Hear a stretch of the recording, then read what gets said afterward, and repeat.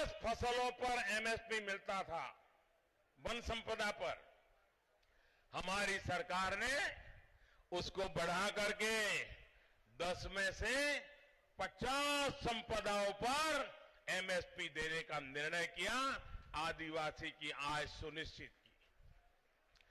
केंद्र की एनडीए सरकार ने ही बांस के कानून को भी बदला है, जिससे आप अपने खेतों में भी बांस उगाकर पैसे कमा सकते हैं।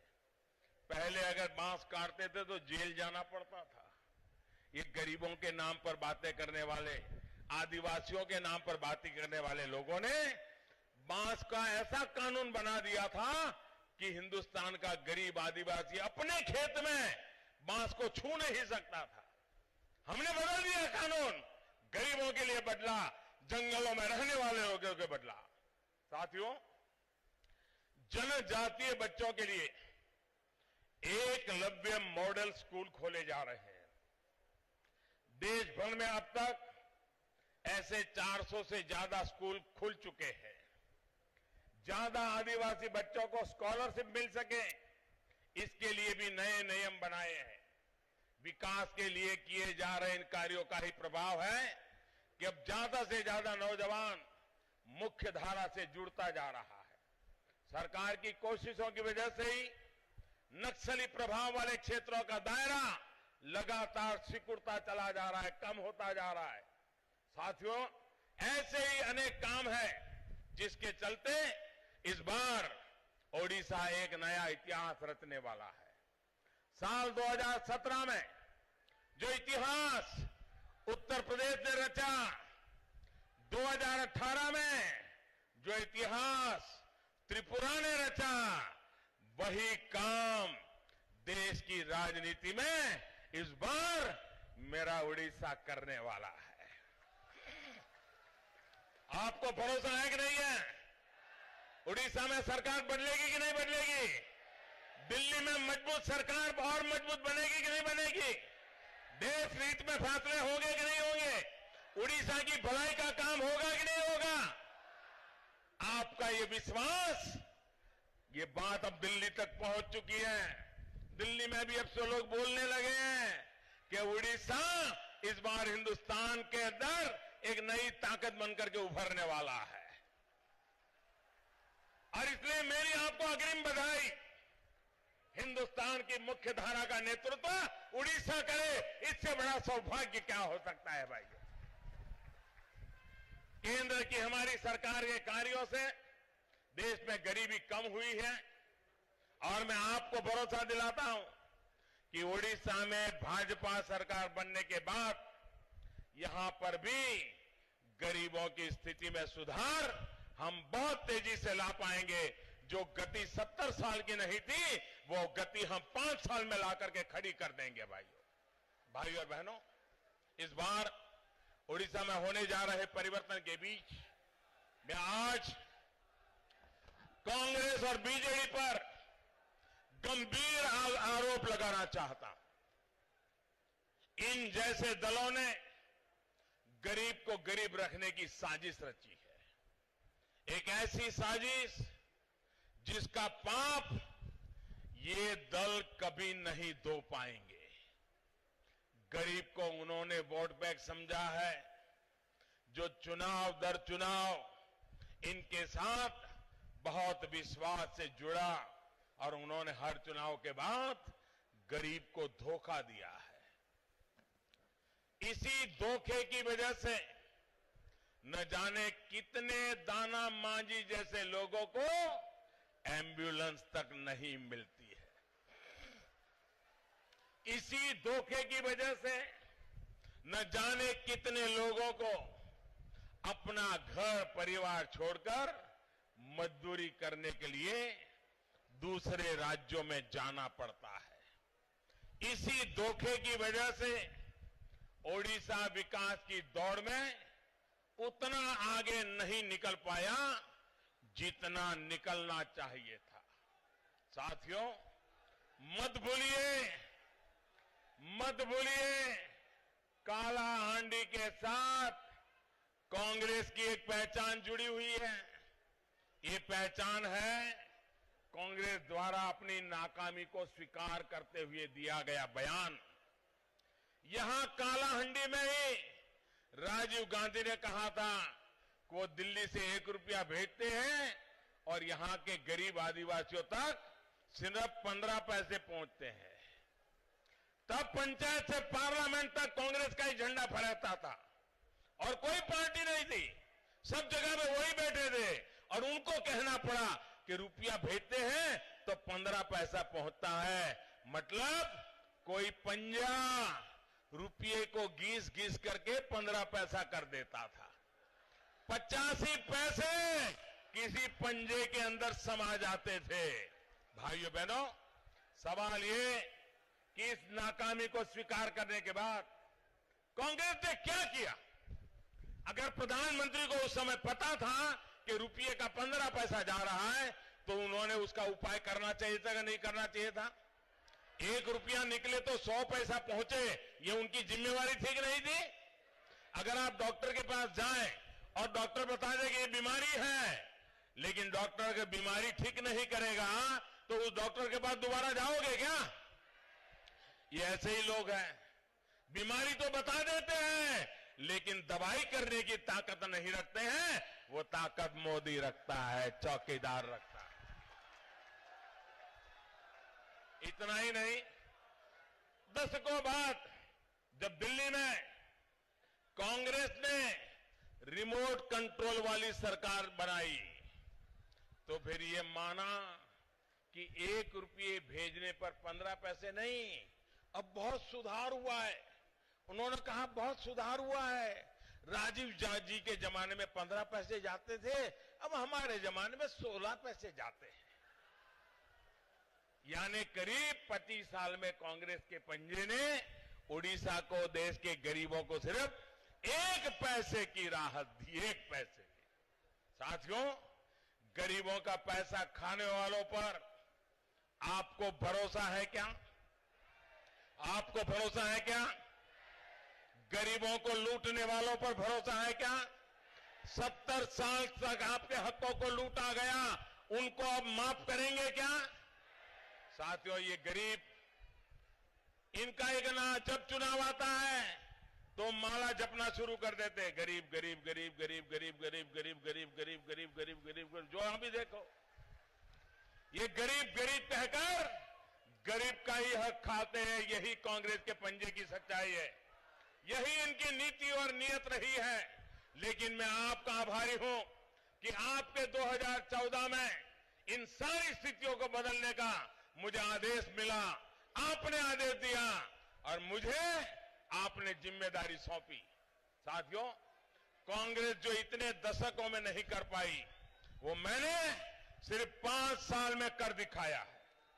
आज मैं गर्व से कह सकता हूं कि अगर केंद्र सरकार दिल्ली से गरीब के लिए 100 पैसे भेजती है तो वो पूरा का पूरा 100 पैसा गरीब के जेब तक पहुंच जाता है। भाइयों, बहनों और भाइयों, आपके इस चौकीदार ने देश भर में लगभग 8 करोड़, ये समझने जैसा है भैया, देश में लगभग 8 करोड़ ऐसे फर्जी लोगों की पहचान कर उनको बाहर निकाला है जो आपका राशन, आपको दी जाने वाली हर मदद, उस पर ये डाका डालते थे, लूट लेते थे। सोचिए, 8 करोड़ मतलब पूरी उड़ीसा की आबादी है, उससे भी ज्यादा लोग फर्जी वो इसका फायदा उठा लेते थे।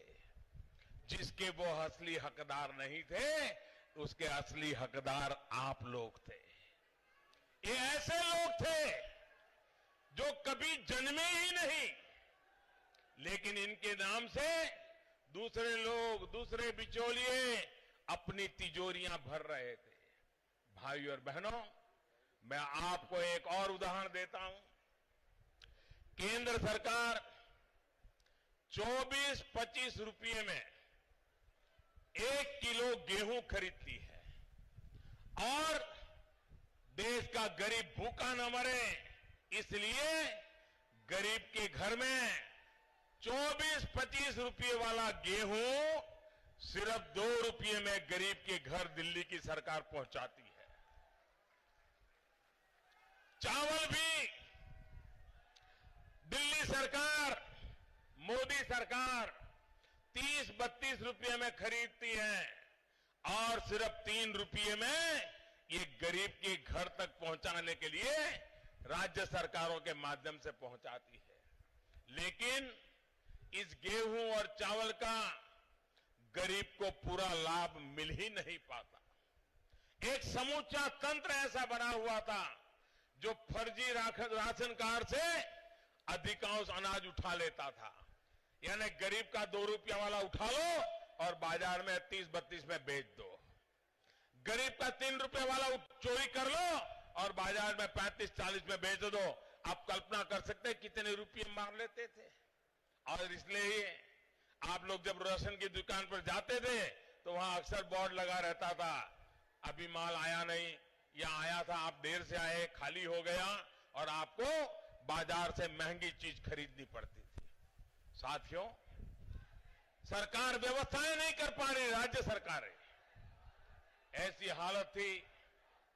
और इसलिए केंद्र सरकार द्वारा भेजा गया अनाज बाद में वही गरीब बाहर से बाजार से ज्यादा कीमत पर खरीदने पर मजबूर होता था। आप कल्पना कर सकते हैं कि देश का कितना ज्यादा पैसा बिचौलियों के पास जा रहा था, काले धन में बदल रहा था और कोई सुनवाई नहीं थी। ये लीकेज बंद करने का काम ये चौकीदार ने किया है भाई। अब जब फर्जी राशन कार्ड से होने वाली लूट बंद हुई तो गरीबों को सस्ते राशन का भी रास्ता साफ हुआ है। पिछले 5 वर्षों में बिना जनता पर बोझ डाले सरकार ने सस्ते राशन की कीमतों को स्थिर रखा है। जिसका हक था उसको वो हक सुनिश्चित किया गया है। साथियों, फर्जी गैस कनेक्शन, फर्जी राशन कार्ड, फर्जी नामों को हटाकर 1,10,000 करोड़ रुपए से ज्यादा लागत जो गलत हाथों में जाते थे उनको बचाने का काम इस चौकीदार ने किया है। लूट का यह खेल बंद हो गया और तभी ये महामिलावटी लोग, ये डाका डालने वाले लोग, ये बिचौलिए लोग, ये गरीब का लूटने वाले लोग इन दिनों एक ही काम कर रहे हैं, चौकीदार हटाओ, चौकीदार हटाओ, मोदी हटाओ। जितनी गालियां डिक्शनरी में हैं वो सारी गालियां मोदी को पड़ रही हैं, लेकिन मोदी ये गालियां खाने के लिए तैयार है। गरीबों के हकों की रक्षा के लिए ये गालियां भी मेरे लिए गहना है। हमारे देश में जो परंपरा कांग्रेस ने डाली उसको आगे बढ़ाने का काम बीजेडी ने भी किया है। बीते 2 दशक में यहां खनन माफिया, चिटफंड के धोखेबाज, भ्रष्टाचार करने वाले लोगों ने को बढ़ावा मिला है। जिन संसाधनों का आपको लाभ मिलना चाहिए था वो बिचौलियों, दलालों और माफियाओं के पास चला गया। आपको चीट फंडियों के मददगार चाहिए या चौकीदार चाहिए? फंड के मददगार चाहिए कि चौकीदार चाहिए? आपको माइनिंग माफिया चाहिए? आपकी कपास की खेती हो, धान की खेती हो, इन्होंने क्या हाल बना करके रखा ये भी आप अच्छी तरह जानते हैं। केंद्र सरकार ने कपास और धान का समर्थन मूल्य लागत का 1.5 गुना तय किया है, लेकिन बीजेडी की सरकार यहां ठीक से खरीदी भी नहीं करती है। गरीब के साथ ही किसान की भी दुश्मन है ये बीजेडी सरकार। मैं इसका एक और उदाहरण आपको देता हूं। केंद्र सरकार देश भर के करीब 12 करोड़ किसानों को हर साल 75,000 करोड़ रुपए सीधे बैंक खाते में जमा कर रही है। इस योजना को अभी महीना भर ही हुआ है और करीब 3 करोड़ किसान परिवारों के खाते में पहली किस्त पहुंच भी चुकी है। लेकिन साथियों, उड़ीसा का इसमें एक भी किसान नहीं है, क्योंकि बीजेडी सरकार किसान और केंद्र सरकार की इस योजना के बीच दीवार बनकर के खड़ी हो गई है। भाइयों और बहनों, यही काम इन्होंने आपके स्वास्थ्य के लिए बनी योजना आयुष्मान भारत के साथ भी किया है। देश भर में उड़ीसा के लाखों परिवारों को 5 लाख रुपए तक का मुफ्त इलाज मिल सकता था, लेकिन यहां की सरकार ने आयुष्मान योजना भी लागू नहीं की है। साथियों, बीजेडी के नेताओं ने आपके वोट को गारंटी मान लिया है। इनको लगता है कि ये कुछ भी करें, आप कभी भी उनका जवाब नहीं मांगेंगे, हिसाब नहीं मांगेंगे, माफ करते रहेंगे। अब इनको सच्चाई का सामना करना जरूरी हो गया है। भाइयों और बहनों, 19 साल का समय कम नहीं होता है। जन्म के 19 साल से मैं बच्चा वोट डालने के काबिल हो जाता है। पढ़ाई के 19 साल के बाद विद्यार्थी बीए, एमए, डॉक्टर, इंजीनियर बन जाता है। आपने 19 साल तक बीजेडी पर भरोसा किया, लेकिन अब परिवर्तन का समय आ गया है। उड़ीसा में 19 साल बाद एक नए सूरज का उदय होने जरूरी रहा है। 11 अप्रैल को आपको भुवनेश्वर और दिल्ली में विकास के डबल इंजन के लिए वोट डालना है। आपको नए उड़ीसा, नए भारत के नए विश्वास के लिए भारी संख्या में वोट करना है। आप चौकीदार को और मजबूत करेंगे, मजबूत सरकार के लिए भरपूर समर्थन देंगे। इसी विश्वास के साथ इतनी गर्मी में, इतनी बड़ी तादाद में आप आशीर्वाद देने आए, इसके लिए मैं आभार व्यक्त करता हूं। भाइयों बहनों, आज जब कालाहांडी आया हूं तो पुरानी बातें याद ताजा होना बहुत स्वाभाविक है। मैं पहली बार कालाहांडी आया था जब मुझे यहां रात्रि सुस्त रहिए पूरी हमारे पार्टी के डॉक्टर मुरली मनोहर जोशी कश्मीर की परिस्थिति को ललकारने के लिए कन्याकुमारी से निकले। ये देश ये मेरा वतन। डॉक्टर जोशी जी ने एकता यात्रा निकाली थी। आतंकवादियों के ललकार के बीच मौत को मुट्ठी में लेकर निकले थे और मुझे उन्होंने उस समय एक सेवक के रूप में उस यात्रा की व्यवस्था का काम दिया था। उनके साथ मुझे भी यहां आने का सौभाग्य मिला था। कश्मीर की रक्षा के लिए कश्मीर में लाल चौक में तिरंगे झंडे की रक्षा के लिए डॉक्टर जोशी जी के नेतृत्व में वो एकता यात्रा जब कालाहांडी पहुंची, तब जो आपने स्वागत सम्मान किया था, जो प्यार दिया था, आशीर्वाद दिया था, वो मैं कभी भूल नहीं सकता, कभी भूल नहीं सकता हूं। और मैं आज कालाहांडी में डॉक्टर जोशी जी का भी आदरपूर्वक स्मरण करता हूं कि उन्होंने मुझे पूरे देश के दर्शन करने का एक मौका दिया था। श्रीनगर में वो मुझे अपने साथ ले गए थे। भारतीय जनता पार्टी के राष्ट्रीय अध्यक्ष के नाते उन्होंने पूरे देश में देशभक्ति का एक प्रकार से वातावरण पैदा किया था। और उस समय कालाहांडी आपके बीच आने का मुझे सौभाग्य मिला था। मैं आज फिर एक बार कालाहांडी को नमन करता हूं, आपके सामर्थ्य को नमन करता हूं, जय जगन्नाथ की इस धरती को नमन करता हूं और आपके साथ पास अनेक अनेक आशीर्वाद की कामना करते हुए मेरे साथ बोलिए, भारत माता की, भारत माता की, भारत माता की। और एक नारा बोलना है, उसको और ताकत से बोलना है। बोलेंगे? मैं कहूंगा मैं भी, आप कहेंगे चौकीदार हूं। मैं भी गली गली में, गली गली में, चौक चौक पर, चौक चौक पर, गांव गांव में, शहर शहर में, बच्चा बच्चा, बड़े बुजुर्ग, माता बहन, युवा जवान, खेत खलिहान में, बागान में, चारों ओर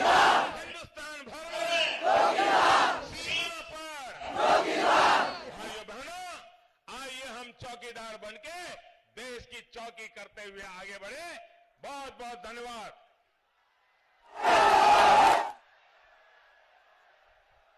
आप आश्वस्त रहिए, आपका ये चौकीदार पूरी